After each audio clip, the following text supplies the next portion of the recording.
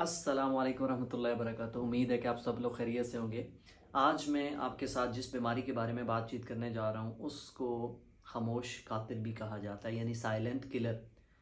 तो कुछ लोगों ने ये अंदाज़ा लगा लिया होगा कि मैं किस बीमारी के बारे में बातचीत कर रहा हूँ, क्योंकि हर दूसरा पाकिस्तानी 45 साल की उम्र के बाद इस बीमारी में मुब्तला होता है। इस बीमारी का नाम ब्लड प्रेशर या हाई बीपी है, जिसको मेडिकल की ज़बान में हम हाइपरटेंशन भी बोलते हैं। तो अब what is blood pressure? Blood pressure ये होता है कि जब हमारा दिल धड़क कर खून को हमारी पूरी जिस्म में पहुंचाने के लिए कंट्रैक्ट करता है, यानी सिकुड़ता है, और वो जो प्रेशर लगता है हमारी खून की नालियों के ऊपर, अगर हम उसको किसी डिवाइस के साथ या मैनोमीटर के साथ मैयर करें तो जो प्रेशर उस टाइम आएगा उसको हम ब्लड प्रेशर बोलते हैं। अब नॉर्मली ये जो जो ब्लड प्रेशर होता है वो इससे पहले 120/80, यानी सिस्टोलिक ऊपर वाला जो ब्लड प्रेशर है वो 120 और नीचे वाला जो ब्लड प्रेशर है वो 80 को नॉर्मल तस्वर किया जाता था। लेकिन जैसा कि मैंने अभी शुरू में बताया कि इसको हम साइलेंट किलर बोलते हैं, और ये खामोश कातिल होने की वजह से बहुत लेट जाकर इसकी अलामात ज़ाहिर होती हैं। तो लोग फिर उसकी प्रॉपर मैनेजमेंट नहीं करते, उसकी मॉनिटरिंग नहीं होती, और उसकी वजह से अब गाइडलाइन चेंज होकर उन्होंने कहा कि जो ब्लड प्रेशर नॉर्मल है वो 120 से कम, लेस देन 120 सिस्टोलिक ऊपर वाला ब्लड प्रेशर, और नीचे वाला जो ब्लड प्रेशर है लेस देन 80 को हम नॉर्मल तस्वर करेंगे। अब ये जो ब्लड प्रेशर है एक सर्टन लेवल के ऊपर ये हमारी बॉडी के अंदर खून को पहुंचाने के लिए मदद देता है, और फिर पूरी बॉडी से मेटाबॉलिक वेस्ट, यानी वो जो खून जिसके अंदर ऑक्सीजन की मिकदार कम होती है, वापस आकर हमारे फेफड़ों तक आता है। फेफड़े कार्बन डाइऑक्साइड को जब हम सांस बाहर लेते हैं तो बाहर भेज देते हैं, वहाँ से ऑक्सीजनेटेड ब्लड हमारे दिल में आता है, और फिर दिल इस ब्लड को पंप करके पूरी बॉडी के अंदर भेजता है। ये नॉर्मल जो ब्लड प्रेशर है ये हमारे सर्वाइवल के लिए, हमारी ज़िंदगी के लिए बहुत ज़रूरी है।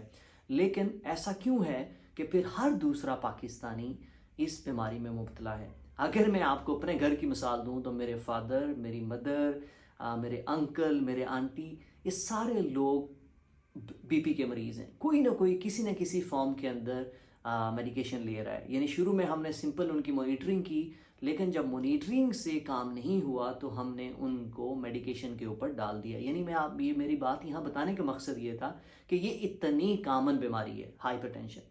अब सवाल ये पैदा होता है कि ये जो ब्लड प्रेशर है, ये हाई बीपी है, ये क्यों होता है लोगों के अंदर? इसकी 90% केसेस के अंदर हमें कोई वजह मालूम नहीं होती, जिसको हम प्राइमरी या एसेंशियल हाइपरटेंशन बोलते हैं। 10% लोगों में अगर किसी को गिल्लड़ का मसला है, गोइटर का मसला है, थायराइड का मसला है, या किसी के गुर्दे ख़राब हैं, उनका अगर ब्लड प्रेशर, या किसी को दिल का कोई मसला है उनकी उसकी वजह से, या किसी को एंडोक्राइन का कोई हार्मोन का मसला है जिसके अंदर एक्सेसिव अमाउंट के अंदर कुछ केमिकल प्रोड्यूस होना शुरू हो गए, तो उन लोगों के अंदर हम उसको सेकेंडरी हाइपरटेंशन बोलते हैं।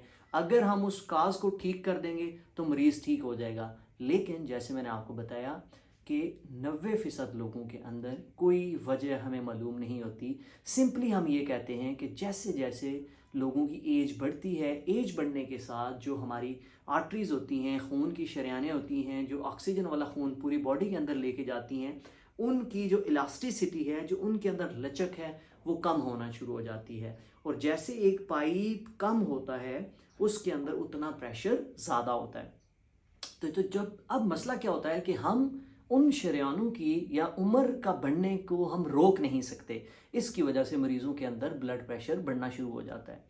अब करना क्या है? यानी क्योंकि अगर हम इसको लेबल कर रहे हैं कि ये खामोश कातिल है, तो उसका फिर नुकसान ये है कि ये हमारे गुर्दों को ख़राब करेगा।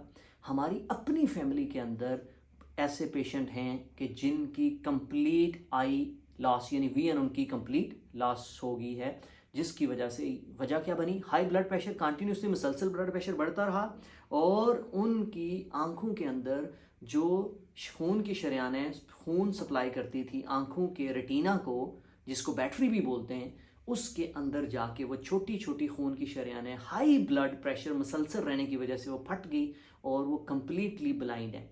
तो सोचें ये फैमिली के लिए कितना ट्रामा है, बाकी लोगों के लिए कितना ट्रामा है।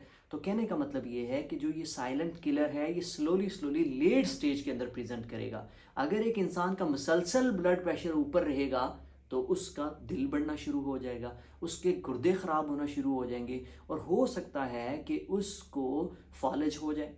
तो ये जो सारी चीज़ें हैं हाई ब्लड प्रेशर की वजह से, अब हम क्या करेंगे कि हमने मॉनिटरिंग करनी है। सबसे पहला जो जो हम सब लोगों की ज़िम्मेदारी बनती है कि हमारे घर के अंदर जो बड़े लोग हैं 40 साल से ऊपर, हम उनके ब्लड प्रेशर की मॉनिटरिंग करें। मॉनिटरिंग का तरीकाकार ये है, यानी या किसी भी डॉक्टर से या पैरामेडिक से, किसी स्टाफ से जाकर ब्लड प्रेशर मुसलसल हमें चेक करवाते रहना चाहिए। अब चेक करवाने का तरीकाकार ये है कि हम जब किसी के पास ब्लड प्रेशर चेक करवाने के लिए जाएं तो पहले 15 मिनट बैठकर हमने ब्लड प्रेशर को चेक करवाना है। उसकी वजह यह है कि अगर हो सकता है आप एक लंबा वॉक करके डॉक्टर के पास गए हों, तो जब आप डॉक्टर के पास वॉक करके जाते हैं तो आपके दिल की धड़कन तेज़ होती है, आपका ब्लड प्रेशर तेज़ होता है, तो हो सकता है कि जो रीडिंग आए वो ठीक रीडिंग ना हो। तो 15 मिनट आप बैठेंगे सुकून के साथ और उसके बाद आप ब्लड प्रेशर चेक करवाएंगे और नोट डाउन अपने पास रिकॉर्ड रख लेंगे। जब मुसलसल 2 दफ़ा एक ही रीडिंग आपके पास आती है तो फिर हम लेबल करते हैं कि ये ब्लड प्रेशर का मरीज़ है। अब इसको ट्रीट कैसे करना है, क्योंकि जैसे पहले मैंने कहा कि ब्लड प्रेशर का कोई एग्जैक्ट काज हमें पता नहीं है, इसके अंदर रिस्क फैक्टर होते हैं। मिसाल के तौर पर जो लोग मोटे होते हैं उनका ब्लड प्रेशर ज़्यादा हो सकता है, वो लोग जो सिगरेट पीते हैं। अच्छा, सिगरेट के साथ अब इसका क्या ताल्लुक है? सिगरेट ये करता है कि जो हमारी खून की नालियाँ होती हैं उनको सख्त बनाता है और साथ में उनका जो डायामीटर है, ल्यूमेन है, उसको कम करता है। जब वो उसके डायामीटर को कम करेगा तो जैसे मैंने पहले बताया कि जब किसी चीज़ का ल्यूमेन कम होगा, डायामीटर कम होगा, तो उसके अंदर प्रेशर भी ज़्यादा होगा। तो सिगरेट स्मोकिंग होगी, मोटापा हो गया, या जो हम एशियन लोग हैं इन लोगों के अंदर ब्लड प्रेशर बढ़ने की टेंडेंसी आम लोगों के मुकाबले में ज़्यादा है। इस वजह से वो लोग जो एक्सरसाइज नहीं करते उनके अंदर ब्लड प्रेशर बढ़ सकता है, या वो लोग जो नमक का इनटेक यानी साल्ट इनटेक इनका बहुत ज़्यादा है। इवन जब हम गांव में जाते हैं तो वहाँ पे देखते हैं कि बहुत सारे लोग क्या करते हैं कि नमक अगर खाने में एक मुनासिब मिकदार में भी है, स्टिल वो टेस्ट के लिए ऊपर नमक डालते हैं। तो यानी ये सारे वो रिस्क फैक्टर हैं जिनको हम मॉडिफाई कर सकते हैं।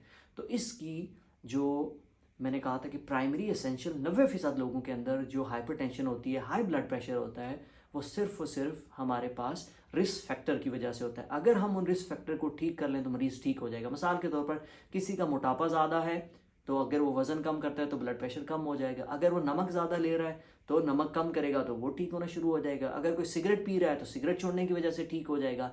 और अगर कोई एक्सरसाइज नहीं करता तो डेली जब वो एक्सरसाइज करेगा तो उसका ब्लड प्रेशर कम रहना शुरू हो जाएगा। अच्छा, इन सारी चीज़ों के बावजूद, जिसको हम लाइफस्टाइल मॉडिफिकेशन कहते हैं, इन सब चीज़ों के बावजूद अगर ब्लड प्रेशर ठीक नहीं होता तो फिर आपको आपका डॉक्टर एंटी हाइपरटेंसिव या बीपी कंट्रोल करने वाली मेडिकेशन लेगा। अब मसला क्या होता है कि बहुत सारे लोग जब गोली खाने के बाद, दवाई लेने के बाद उनका ब्लड प्रेशर नॉर्मल रहना शुरू हो जाता है तो वो गोली को छोड़ देते हैं और ब्लड प्रेशर दोबारा से ऊपर जाना शुरू हो जाता है। तो ब्लड प्रेशर अगर किसी इंसान को है तो इसका मतलब ये है कि उसको सारी ज़िंदगी बीपी की गोली खानी पड़ेगी। अगर वो गोलियां नहीं खाएगा बीपी की तो चांसेस ये हैं कि उसके गुर्दे ख़राब हो जाएंगे, उसके दिल का साइज़ बढ़ जाएगा, उसको फालिज हो सकता है। इसलिए जब भी आप यानी अगर आपको क्योंकि इसकी जितनी भी अलामतें हैं ना ब्लड प्रेशर की, ये बहुत लेट प्रेजेंट करती हैं। यानी ऐसा नहीं होता कि ऑल ऑफ द सडन आपको यानी चीज़ों का पता चलना शुरू हो जाएगा। तो ब्लड प्रेशर की जो अलामात होती हैं वो बहुत देर से सामने आती हैं। इस वजह से पहला काम मॉनिटरिंग करनी है, दूसरा लाइफस्टाइल चेंजेस करनी है जिसमें एक्सरसाइज होगी, अच्छी डाइट होगी जिसके अंदर सब्जियां हों, फ्रूट हों, स्मोकिंग नहीं करनी, साल्ट इनटेक नहीं करना, अपना वज़न कम करना है। और अगर इसके साथ साथ आपको शुगर है तो शुगर और बीपी का जब कम्बिनेशन होता है तो ये बहुत ही लीथल कम्बिनेशन होता है, यानी मरीज़ को हार्ट अटैक होने के चांसेस बढ़ जाते हैं। इस वजह से सबसे पहला बेसिक जो मैंने आपको अभी तक बताया वो ये है कि हमने प्राइमरी हाइपरटेंशन को 90% लोगों के अंदर जो ब्लड प्रेशर बढ़ता है वो सिर्फ और सिर्फ लाइफस्टाइल चेंजेस करने की वजह से हम उसको ठीक कर सकते हैं। और अगर किसी को 10% लोगों में कोई किसी और बीमारी की वजह से ब्लड प्रेशर बढ़ता है तो उसके लिए फिर हमको वो काज को आइडेंटिफाई करना होगा, उसको ट्रीट करना होगा और साथ में मरीज़ की मॉनिटरिंग करते रहना होगा। Thank you very much.